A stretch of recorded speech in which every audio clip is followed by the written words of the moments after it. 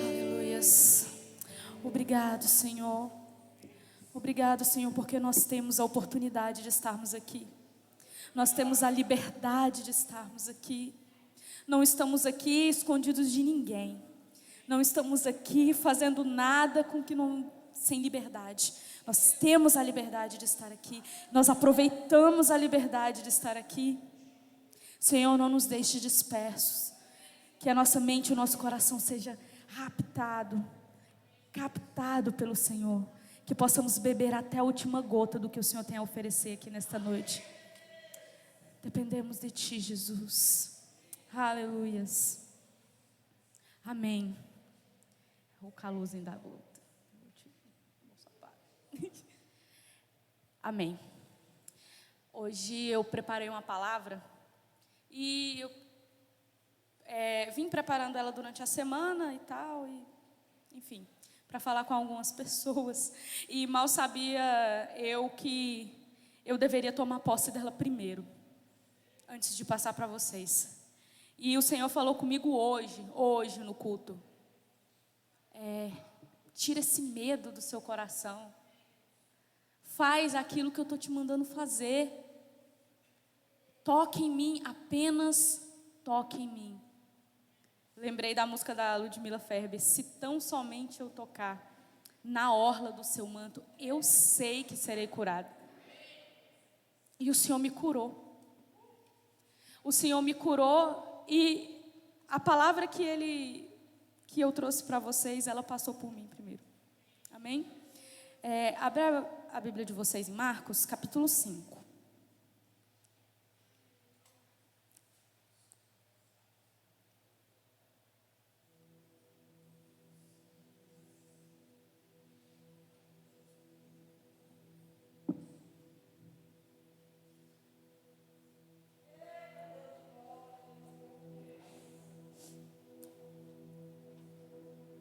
Marcos, capítulo 5, vai do 25, vamos começar no 25, vamos ver se eu paro no 34 ou no 33. É uma história que todos já ouviram. Se não é a primeira vez que você vem em uma igreja, não vai ser a primeira vez que você vai ouvir ela. Sobre a mulher do fluxo de sangue, todo mundo conhece essa mulher, né? E essa mulher não tem nome, nós vamos dar um nome para ela. Vou dar um nome para ela de Juliana. Não falo o nome dela e eu quero botar o nome dela. Chegou ali uma mulher que fazia 12 anos que estava com uma hemorragia. Ela estava doente há 12 anos. Havia gastado tudo que tinha, tratando-se com muitos médicos. Estes a fizeram sofrer muito. Mas em vez de melhorar, ela havia piorado cada vez mais. Ela havia escutado falar de Jesus. Cada vez mais. Ela havia escutado falar de Jesus. Então, entrou no meio da multidão e, chegando por trás dele, tocou a sua capa. Pois pensava assim: se eu apenas tocar na capa dele, ficarei curada. Logo o sangue parou de escorrer e ela teve certeza de que estava curada. No mesmo instante, Jesus sentiu que dele havia saído o poder. Então virou-se no meio da multidão e perguntou: quem me tocou? Quem tocou a minha capa? Os discípulos responderam: Senhor, está vendo como esta gente está te apertando de todos os lados e ainda pergunta isso? Mas Jesus ficou olhando em volta para ver quem tinha feito aquilo. Então a mulher, sabendo o que lhe havia acontecido, atirou-se aos pés dele, tremendo de medo, e contou tudo. E Jesus disse: minha filha, você sarou porque teve fé. Vá em paz, você está livre do seu sofrimento. Amém. Gente, a história de Juliana me pegou essa semana. De jeito. Ela tinha um problema, como todos nós temos. Vamos trazendo a história de Juliana para a nossa realidade. Por isso botei um nome moderno nela. Juliana tinha um problema. Ela tinha um problema físico, ela tinha uma hemorragia, algo constrangedor, né? E ela poderia ter outros problemas, né? Ela poderia ter problemas psicológicos, problemas físicos, problemas espirituais. O fato é que ela tinha um problema. E ela gastou tudo que ela tinha para resolver o problema dela sozinha. Ela gastou todos os recursos que ela tinha para resolver aquele problema. E antes de nós entrarmos no mérito do sobrenatural, eu quero te dizer algo mais sobrenatural ainda. O Senhor te dá armas para resolver certos problemas na sua vida. Armas naturais. Ele te dá seu conhecimento, Ele te dá inteligência, Ele te dá organização.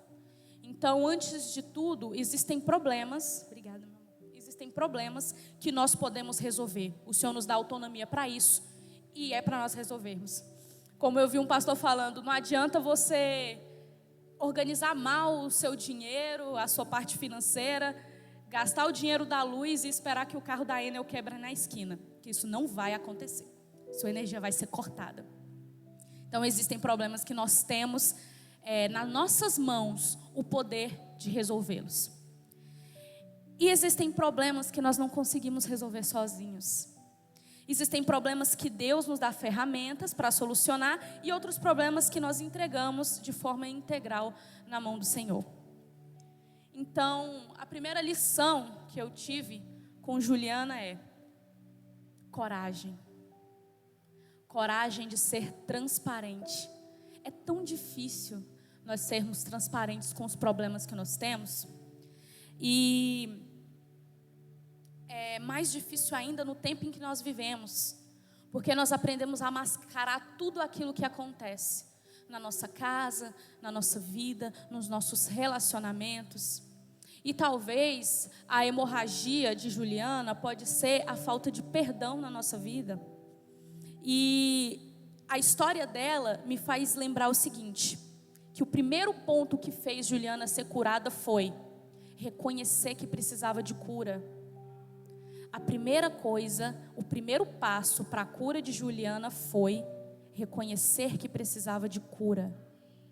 Não tem como nós sermos curados se nós não reconhecermos que precisamos de tal.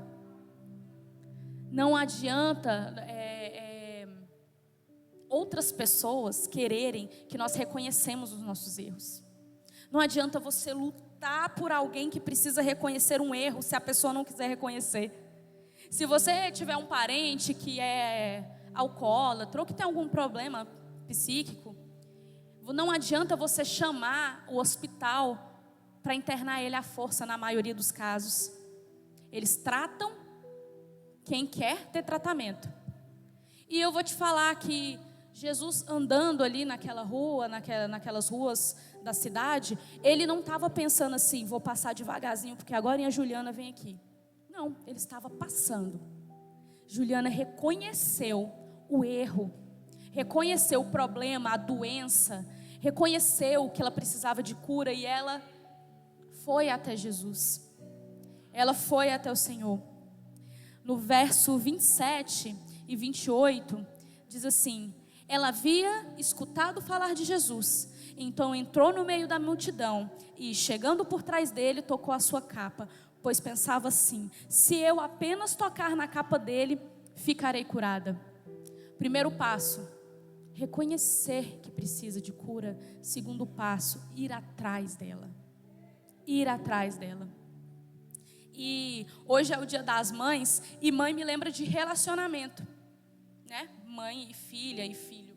E relacionamento me lembra que nós trabalhamos todo dia, devemos trabalhar todo dia para melhorar os nossos relacionamentos.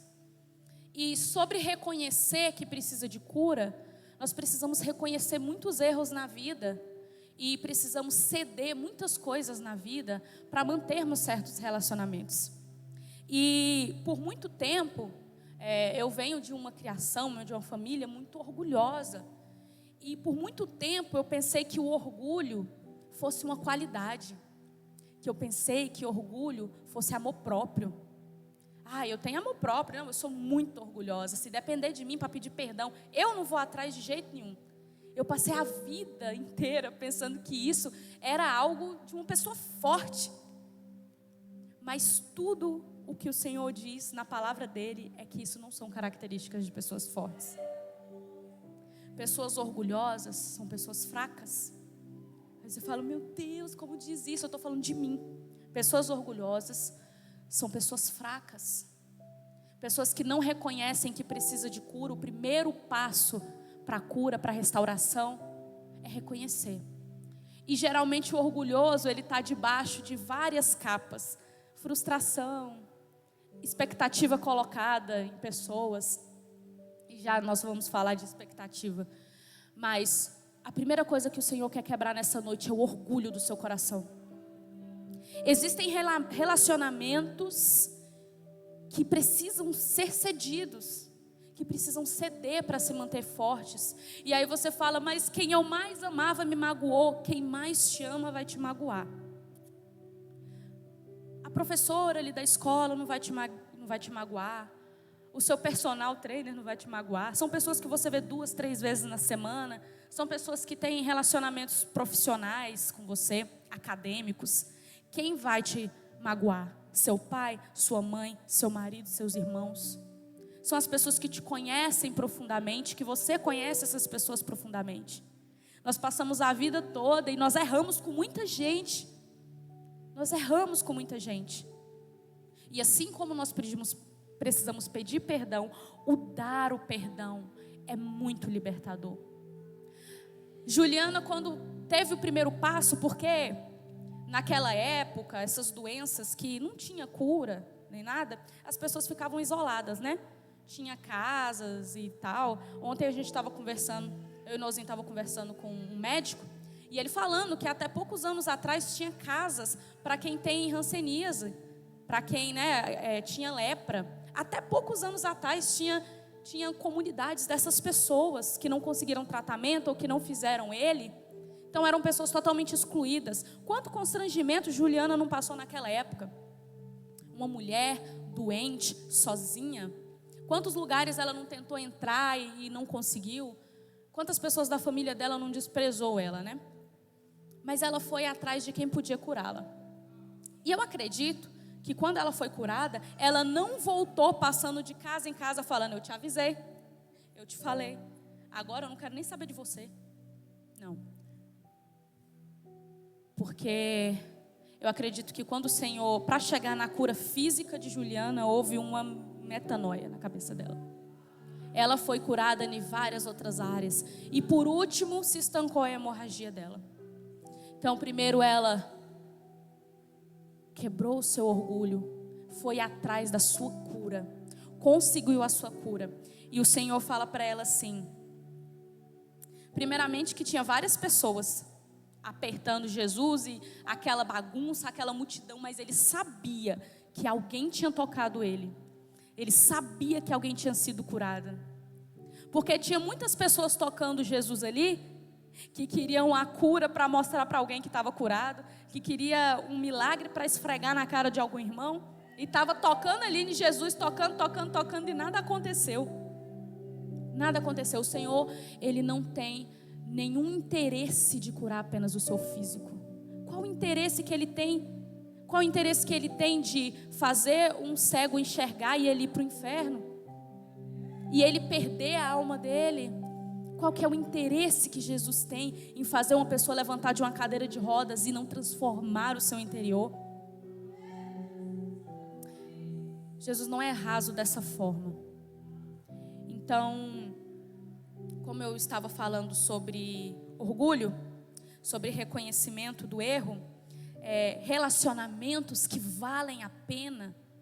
Existem relacionamentos que valem a pena. Eu vi esses dias uma pastora falando assim que não vale a pena lutar por um namoro, não. Um namoro falido.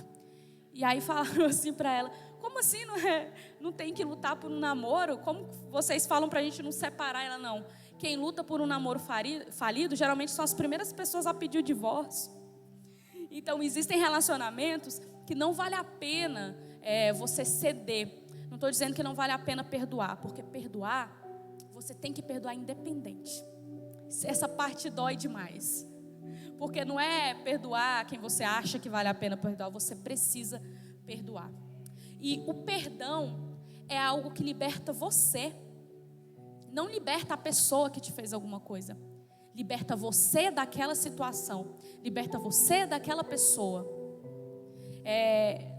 As mulheres estavam assistindo uma pregação que dizia que naquela época medieval existiam certos castigos de morte, que se a pessoa assassinasse uma outra pessoa, você foi pego em flagrante no assassinato, eles pegavam um morto, a pessoa que a outra matou, amarrava no assassino, amarrava o morto no assassino e soltava no deserto. Para aquela pessoa que matou aquela outra conviver com a morte todos os dias. E deixava lá, alguns dias. Geralmente era muito difícil a pessoa sobreviver, não sobrevivia, né? Primeiro por conta do calor do deserto, da sede, da fome. E depois porque o morto, depois de alguns dias em decomposição, ele começa a soltar algumas toxinas que são tóxicas para a gente, mata a gente. Então, a pessoa, o morto, matava o seu assassino. Quando você não libera uma pessoa, quando você não libera perdão sobre uma pessoa, aquilo te mata. A pessoa que te fez alguma coisa está livre, você que está preso nela. Então, não estou dizendo aqui que é uma coisa super fácil de fazer, que você amanhã vai sair ligando para todo mundo, que você tem que pedir perdão ou perdoar. Mas é o que eu tenho que dizer aqui hoje. Não posso fazer nada sobre isso. E eu decidi que esses dias eu estava falando assim, Senhor, nós temos que ofertar a nossa vida ao Senhor por inteiro, né? E nós passamos por situações, todo dia é um dia atípico na nossa vida. Eu estava comentando com as mulheres que uma mulher chegou em mim e falou que precisava ir atrás. Escuta isso, gente. Ela precisava ir atrás da ex-amante do marido dela e perdoá-la. Eu não sei nem como me colocar no lugar dessa pessoa. O marido dela, uns anos atrás, caiu, traiu ela. Ela pegou essa mulher e bateu. Pegou essa amante e bateu. E isso para a nossa carne é uma delícia. Nossa, isso é maravilhoso. O nosso ego vai lá em cima, a nossa carne exulta e a gente fica doida. Mulher ama ouvir essas coisas. Eu amei escutar a história. Os anos se passaram, ela perdoou o marido dela, que não era namorado, era marido, então perdoou o marido dela. Os anos se passaram, ela foi amadurecendo, foi tendo uma metanoia e tudo mais, e o Senhor falou para ela, você está pronta. Você está, e ela pronta para quê? Pronta para ir atrás da ex-amante do seu marido. Pronta para perdoá-la, pronta para liberar você dessa história. Você está pronta para deixar essa mulher em paz e ficar em paz. Isso é muito grandioso. Isso é algo grandioso. Eu fico pensando que a hemorragia de Juliana podia ser a falta de perdão. A hemorragia de Juliana podia ser a falta de ser perdoada. Perdoar ela mesma. E o Senhor falou para ela, minha filha, você sarou porque teve fé. Vá em paz, você está livre do seu sofrimento. Eu não sei se essa pessoa que falou comigo já foi atrás da mulher, já pediu perdão e tudo mais. Mas o Senhor, eu acredito que o Senhor diz a ela, você está livre do seu sofrimento, vá em paz. E para outra, vá em paz. Isso parece uma utopia na cabeça de muitas pessoas. Como perdoar uma coisa dessa? Como viver esse nirvana aí? Isso não acontece. Todas as histórias da Bíblia acontecem com pessoas comuns. Nada acontece com uma pessoa extraordinária. Eram pessoas comuns, mas eram pessoas disponíveis. Disponíveis. A Aquila tem falado uma coisa para mim e para todo mundo sempre. Assim, existem tempos que ela vai nos pegando a gente em algumas coisas, aí ela passa um tempão falando disso, até se aprender. Aí ela fala assim, cunhada, você tem que fazer, não precisa ser perfeito, antes feito do que perfeito. O que o Senhor quer é seu coração disponível. Ela já falou isso para mim umas 15 vezes. Mas eu acredito que é isso mesmo. Agora eu entendo que é isso mesmo. Antes feito do que perfeito. O Senhor quer um coração disponível. E quando o nosso coração está disponível, essas coisas atípicas começam a acontecer. O Senhor começa a nos lembrar de coisas que a gente precisa pedir perdão, que a gente precisa confessar, que a gente precisa liberar certas pessoas. A gente tem a mania de falar assim, deixa o tempo, coloca uma pedra em cima. Quem foi que ensinou isso pra gente? As coisas precisam ser resolvidas. As hemorragias precisam ser estancadas. Para isso, Juliana teve que sair do seu esconderijo, do seu lugar de exclusão, andar na rua ali, passar vergonha e tocar aonde ela tinha que tocar. E o Senhor estava passando por ali. Ele precisava de quê? Disponibilidade. Ele não entrava na casa das pessoas. Está precisando de cura aí? Está precisando ressuscitar aí? Não. Ele passava. E as pessoas, ei Jesus, minha filha morreu. Era ressuscitar. Ei Jesus, eu preciso ser curada dessa hemorragia. Ele ia lá e curava. Mas ele via disponibilidade, transparência, assumir os erros, gente. Assumir os nossos erros é a coisa mais difícil. É muito difícil assumir os nossos erros. Nós temos sempre um a mais. Eu tenho uma priminha, ela tem uns 5 anos. Tudo que você briga com ela, ela fala, mas sabe o que é? E aí ela vem, mas sabe o que é? Gente, ela tem 5 anos. Ela já descobriu como é que faz para esconder quem ela é. Isso é coisa do ser humano. A gente é expert nisso. A gente disfarça quem nós somos. Nós temos desculpa para tudo. Não deu certo por causa disso e disso. Eu fiz errado por causa disso e disso. E transparência, honestidade, humildade. Humildade, para quem às vezes a gente pensa que humildade é se inferiorizar. Vai ficar... A gente ama uma pessoa humilde, né? Uma pessoa que a gente fala e ela abaixa a orelha. Uma pessoa que a gente manda e ela vai. Isso não é ser humilde, em sua maioria. Ser humilde é reconhecer quem você é. Quem você é? Eu, Dayana, sou ruim de bola, mas estou lá toda semana. Eu, Dayana, sei cantar. Eu sei que eu sei cantar. Isso é humildade, reconhecer quem você é. Eu sou ruim em alguma coisa, eu sou boa em outra coisa. E assim a gente vai. O Senhor não nos fez perfeitos, o Senhor nos fez com várias deficiências, que ainda bem que nós temos o corpo para nos ajudar. Nós temos pessoas a quem nos apoiar. Ele nos deixou o caminho para trilhar. Então às vezes a gente olha assim, meu Deus, assim como diz o Salmo 121, olho para os montes e pergunto, de onde virá o meu socorro? O meu socorro vem do Senhor, que fez o céu e a terra. Então, independente de qualquer coisa, existe um caminho. Há um caminho, há um refúgio, há uma salvação, há um caminho para percorrer. E viver fora dele, gente, é viver a vida sem sentido.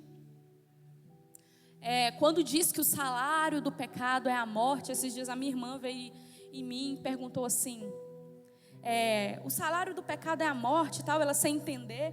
E eu falei para ela que o salário do pecado é estar longe do Senhor. E viver fora do caminho é estar morto. É estar morto. Viver fora, viver longe do que o Senhor quer, é estar morto. Não existe homem nem mulher boa neste mundo longe do Senhor. Nós temos muito uma cartilha de que, mas eu sou trabalhador, mas eu sou honesto. Mas depois da queda de Adão não existe ninguém bom.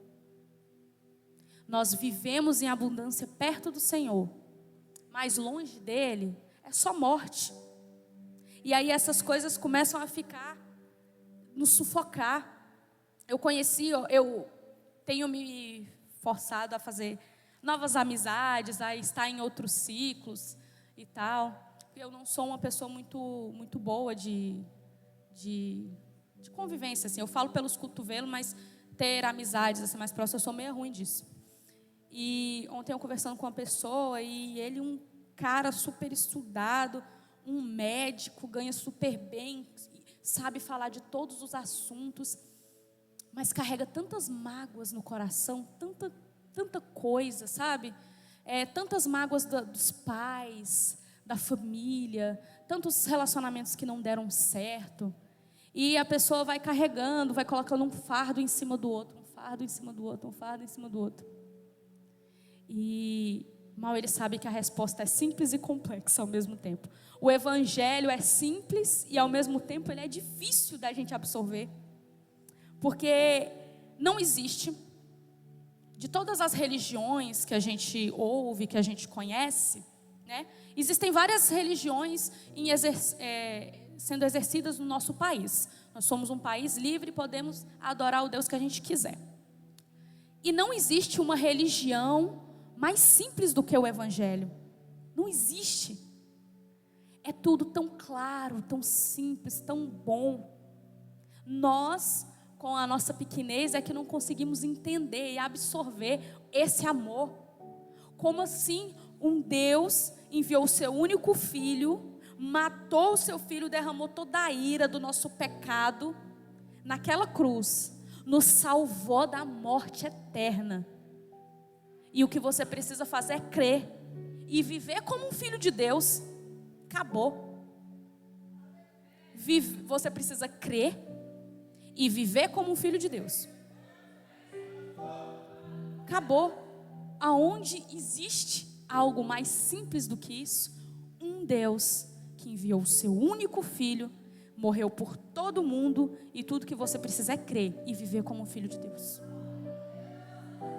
Dá para você escrever o cristianismo na folha desse caderno. E isso nos faz viver a vida em abundância que Ele nos prometeu. E para finalizar aqui, sobre ter novas experiências, reconhecer erros, ir atrás da cura. Ontem, depois de muitos anos, eu fui numa missa. Ontem eu fui numa missa. E foi maravilhoso. É tão bom a gente ter experiências novas, e depois de adulta eu nunca tinha ido numa missa. Porque quando eu era criança eu não prestava atenção em nada que o padre falava, né? Mas ontem eu assisti uma missa do começo até o final. E o padre pregou sobre a salvação. E ele pregou sobre o amor de Deus que derramou. Ele falou, derramou sobre o mundo inteiro. Sobre os pagãos. Naquela época, sobre todo mundo. Jesus morreu sobre todo mundo que estava naquele lugar. Ele falou, quem ia nascer, quem já tinha morrido. Tipo assim, Jesus fez a grande obra, como o pastor Janor fala, a grande obra é maior do que nós imaginamos. Falei, cara, depois de tantos anos eu vim numa igreja de outra religião e o evangelho está aí. Puro, simples. Vi a palavra do Senhor que é viva, que é eficaz, que cura. Foi uma experiência maravilhosa. E eu encorajo vocês a ter experiências maravilhosas. A ter o coração disponível para viver coisas atípicas. Pedir perdão para uma pessoa que você precisa pedir. Toma coragem, vai. Peça seu perdão. Perdoar alguém que te magoou há muitos anos. Vai lá, toma coragem e perdoa essa pessoa. Seja livre para viver coisas extraordinárias nessa terra. Nós ainda não estamos no céu, mas o Senhor nos deu a oportunidade de viver coisas extraordinárias aqui.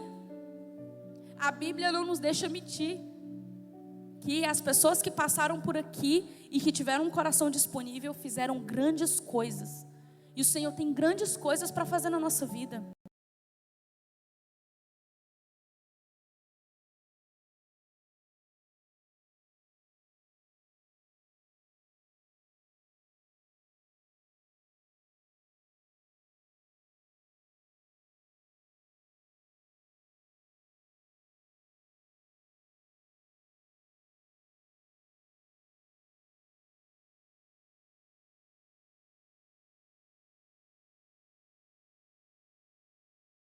É desse jeito mesmo. Porque pessoas que muito foram perdoadas, muito amam. As pessoas que tiveram uma vida totalmente torta e falaram, eu preciso de cura, foram curadas. Agora nós ficamos no sapatinho aqui de, não, mas eu sou trabalhador, não, mas eu sou honesto. Não, ninguém é bom, ninguém é bom, só o Senhor. Só quem passou nessa terra aqui, perfeito, de caráter, de físico e tudo, foi Jesus. O resto é só ladeira abaixo. Então precisamos do Senhor, e eu te convido, seja disponível. Amém? Amém, eu agradeço a oportunidade.